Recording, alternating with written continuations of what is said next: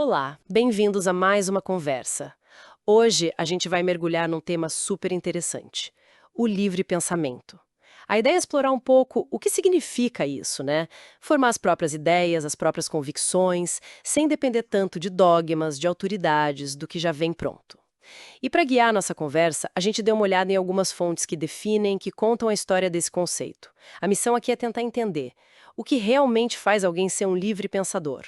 Basicamente, a definição que a gente encontra é essa: formar crenças usando lógica, razão, observação empírica, e não só porque uma autoridade mandou ou porque é tradição ou um dogma religioso, por exemplo. Vamos tentar desembrulhar isso. Exato. E hoje em dia é comum ver isso ligado a uma certa rejeição, né? Rejeição a sistemas sociais ou religiosos mais, digamos, tradicionais. E as pessoas que seguem essa linha são conhecidas como livres pensadores. Simples assim. Tem uma definição do Adam Lee que eu achei bem direta. É pensar de forma independente, de revelação, de tradição, de crenças que já estão estabelecidas e, claro, de autoridade. É bem abrangente. E tem aquela frase famosa do século XIX, do William Kingdon Clifford, que virou quase um lema, né? Ah, sim, aquela. É errado sempre, em qualquer lugar e para qualquer um, acreditar em qualquer coisa com base em evidências insuficientes. É forte, né? Muito forte. E isso marcou demais os livres pensadores daquela época. Mas o que eu acho fascinante mesmo é a visão do Bertrand Russell sobre isso. Para ele, o ponto-chave não é exatamente no que a pessoa acredita, mas como ela chegou naquela crença. Foi tipo, pensando, avaliando as evidências com cuidado? Ou foi só porque ensinaram assim? Ou porque é mais confortável acreditar naquilo? Sabe? Interessante. Então não é simplesmente discordar do que todo mundo pensa. Não basta ser do contra. De jeito nenhum. É exatamente isso que o Russell aponta. O pensamento só é realmente livre se ele se liberta não só da tradição que vem de fora, mas também do que ele chama de tirania das próprias paixões, ou seja, dos nossos próprios vieses, desejos. Ele até dá um exemplo que faz pensar.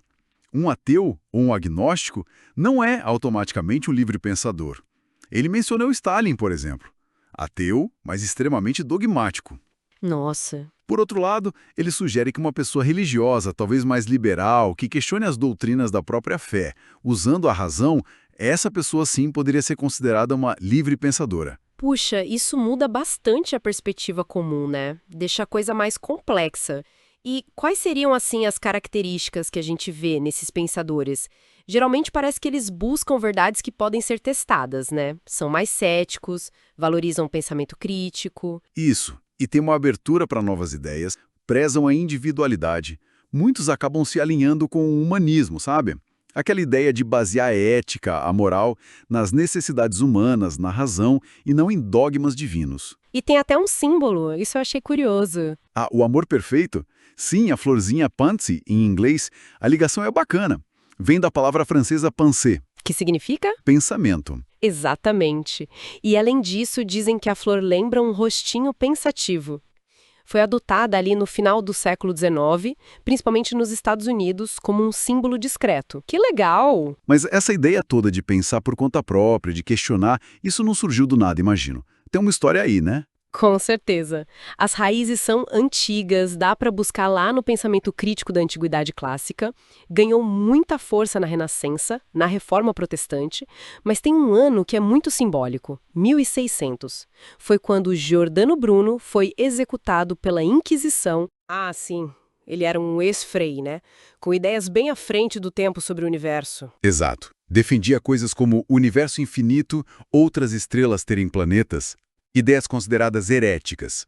A execução dele mostrou quão perigoso era desafiar o poder estabelecido com o pensamento. Foi um marco trágico. Um exemplo extremo desse conflito. E esta busca por liberdade de pensamento foi ecoando, claro.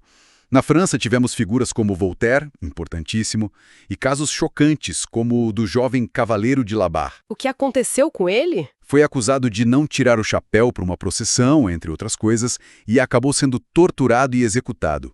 Virou um símbolo dessa luta contra a intolerância religiosa e pela liberdade de consciência. E é interessante notar a conexão com a maçonaria também. Lojas maçônicas, frequentadas por gente como o próprio Voltaire, Benjamin Franklin, serviram como espaços onde essas ideias iluministas, de razão, tolerância, podiam ser discutidas mais abertamente. Um ambiente propício, então. Sim, e essa corrente de pensamento livre influenciou até movimentos políticos, como o anarquismo. Tem o exemplo do Ferreri e Guardia, na Espanha, com as escolas modernas dele. Escolas modernas. A ideia era promover uma educação baseada na razão, na ciência, totalmente laica, livre de dogmas religiosos. Uma tentativa de formar cidadãos com pensamento crítico desde cedo. Bem ligado a essa ideia de autonomia intelectual. Entendi. Então, se a gente for amarrar tudo isso, o que fica, no fim das contas? Parece que o livre pensamento é menos um conjunto de respostas prontas e mais um jeito de pensar, né? Um método. Usar a razão, buscar evidência, aplicar a lógica. A palavra-chave parece ser independência. Independência da autoridade, da tradição, do dogma. É isso. É por aí.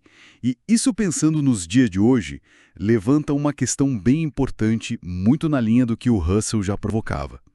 Além das autoridades óbvias, da tradição, que a gente vê claramente, que outras forças, talvez mais sutis, podem estar limitando o nosso pensamento hoje, sabe? Tipo, Há o viés de confirmação, que faz a gente só buscar o que confirma o que já pensamos, a pressão para concordar com um grupo, o famoso pensamento de manada, até a cultura popular que a gente consome sem muito filtro.